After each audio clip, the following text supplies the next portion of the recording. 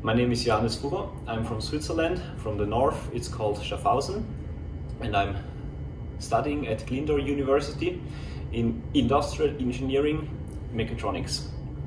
My final year project, you can see at the back, it's a robot and it can play chess.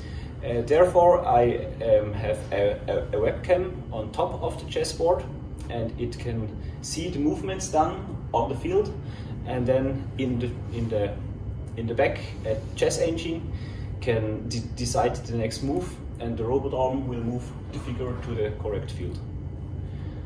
And it's a complex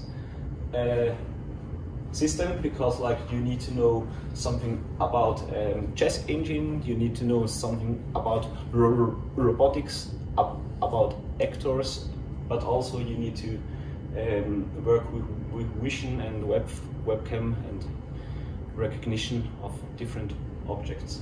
Now I will make a quick demonstration. The pawn will be moved from this field to field forward.